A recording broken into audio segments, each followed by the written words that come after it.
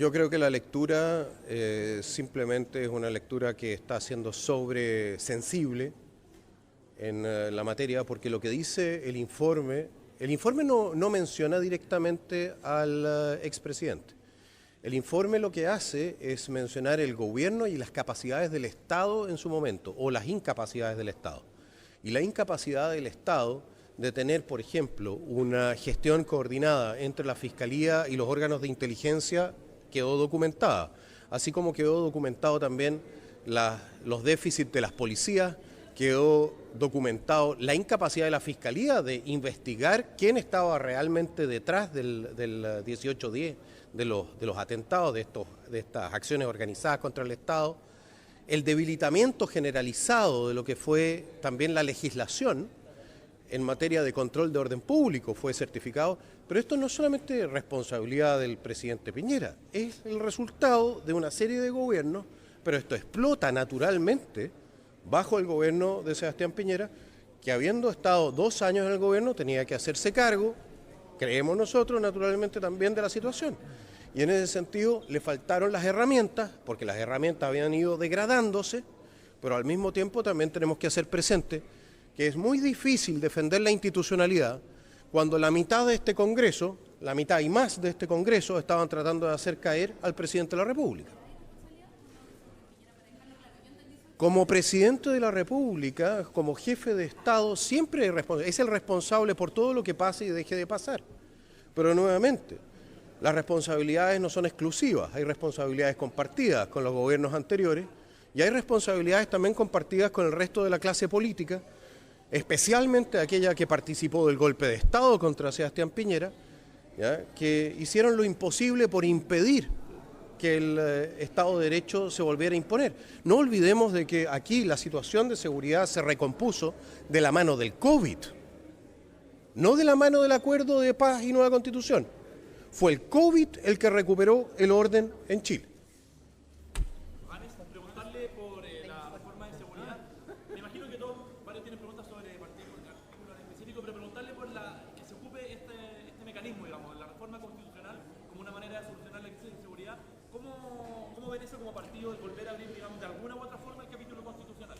Mire, las reformas constitucionales, siempre han habido reformas constitucionales, desde 1980 han habido reformas constitucionales, hubo el 89, todo un paquete de reformas constitucionales.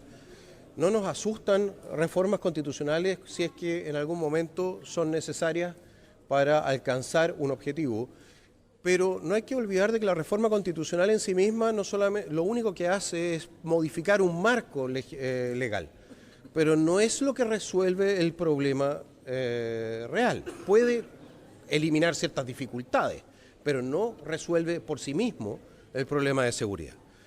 ¿Qué es lo que sucede? Cuando usted modifica entonces el plano constitucional, van a haber visiones encontradas respecto de qué es lo que se puede hacer y qué es lo que no se puede hacer. Y nosotros tenemos materias donde estamos plenamente de acuerdo con el Ejecutivo, como es meter el sistema del 41 bis de Italia, que permite mantener absolutamente aislados a los jefes de las mafias en un sistema de alta seguridad. Y hay otras materias donde somos más críticos, como es en el estado de excepción constitucional nuevo. A ver, en primer lugar, hacer presente lo siguiente. La clase política en nuestro país tiene un mal récord en materia de respeto por los derechos constitucionales de los ciudadanos. Llevamos 5 años con estado de excepción en el sur. Y el estado de excepción no ha sido utilizado para lo que pudo haberse utilizado. ¿Por qué? Porque existe lo que podríamos llamar una timidez escalofriante a la hora de aplicar la fuerza contra aquellos que se resisten al Estado de Derecho. Entonces nos dicen, bueno, este estado de excepción que no quisimos aplicar con todos los instrumentos que pone a disposición del Estado, porque siempre fue un estado de excepción limitado, ahora lo vamos a reemplazar por otro estado de excepción. Esta cuestión es casi como cambiarle el nombre al Sename. De Sename a Servicio Mejor Niñez, pero modificamos un par de cosas y esperamos que la ley misma, lo que yo llamo legalismo mágico, que el legalismo mágico resuelva el problema de toma de decisión política en ciertas materias. Creemos que es complejo. Ahora, por otro lado, sí entendemos que haya un problema, por ejemplo, con el Tribunal Constitucional o con ciertas normas, especialmente de derecho internacional, que hemos ido aprobando en el tiempo y que pueden limitar nuestra capacidad de reacción ante el crimen organizado. Es por eso que nosotros planteamos no solamente aprobar la reforma al artículo primero, sino que también reforzar la supremacía constitucional, o por lo menos, claro, la supremacía constitucional del artículo quinto, con una propuesta que vamos a hacer nosotros mismos. Yujares, usted, bueno, la senadora Vanessa Kaiser ya ha dicho que así como está la reforma la va a terminar rechazando. ¿Usted llamaría a los diputados eventualmente si que pasa el corte del Senado también a rechazarla? No creo que, a ver, ojo, ¿por qué no dividimos las cosas? Aquí no estamos hablando de rechazar toda la reforma. Aquí estamos hablando de que hay cosas que faltan. A nosotros nos falta la reforma a la Fiscalía, nos falta la reforma al Poder Judicial, nos faltan los indultos, nos falta que se hagan cargo de esa deuda que hay con aquellos que en su momento tuvieron que salir a defender el orden público, ¿ya? Eso nos falta. Por otro lado, creemos que sobra el estado de excepción constitucional para 240 días. Creemos que es una situación constitucionalmente muy difícilmente defendible desde el punto de vista de los derechos constitucionales de los ciudadanos, ¿ya? Y hay otras cosas que respaldamos. En ese sentido, creo que probablemente los dichos de la senadora Kaiser hayan ido en esa dirección. Claro, pero primero se tiene que votar la idea de legislar y al ser reforma requiere 29 votos allá, 89 votos, entonces no ha hablado de... La idea de legislar probablemente no la rechacemos, pero en particular, por ejemplo, si el estado de excepción que hace en esas circunstancias, evidentemente que va a haber que considerarlo. ¿Por qué? Porque, damas y caballeros, yo les quiero hacer presente de una cosa y también a ciertos comentaristas políticos que parecen no haber seguido la historia política del Partido Nacional Libertario desde hace mucho tiempo. Nosotros hemos sido muy críticos de los estados de excepción constitucional desde hace varios años, desde que estamos constituidos. ¿Y por qué somos críticos? No porque no queramos utilizarlo.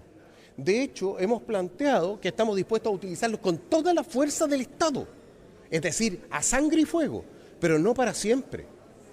Tiene que ser dentro de un periodo acotado. ¿Por qué? Porque lo que se viola o lo que se restringe en un estado de excepción no son los derechos de los criminales, son los derechos de todos los ciudadanos.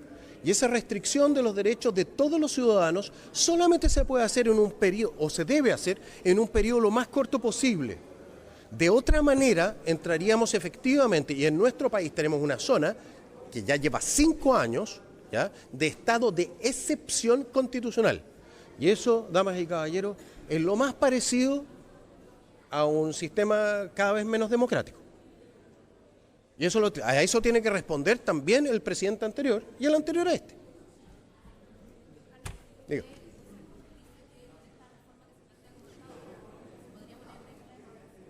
Yo lo que digo es lo siguiente: si usted va a tener, las razones por las cuales usted entra a un estado de excepción son normalmente para todos visibles, ¿de acuerdo? Hay un grupo con armas y usted tiene que reprimirlos con el ejército, para eso está el estado de sitio. Hay un terremoto, que todos lo notamos, ¿no? Para eso está el estado de catástrofe. Después tenemos el estado de emergencia, que también se produce por una situación que es observable por toda la ciudadanía. El tema con el estado de emergencia por el tema de la criminalidad organizada es que se basa en informes. Es un estado de emergencia que, así como está descrito en este momento, un estado de excepción, así como está descrito en este momento, actúa a priori, es decir, como preventivo. No se pueden tener estados de excepción en forma preventiva. Se cercenan los derechos constitucionales. No sé si la democracia, usted puede tener una democracia con derechos constitucionales cercenados. La democracia es solamente el método para elegir a los líderes políticos. Pero lo que sí eso es lo único que tiene la democracia. El Estado de Derecho, pero el Estado de Derecho y los derechos constitucionales de los ciudadanos están amenazados. Eso sí.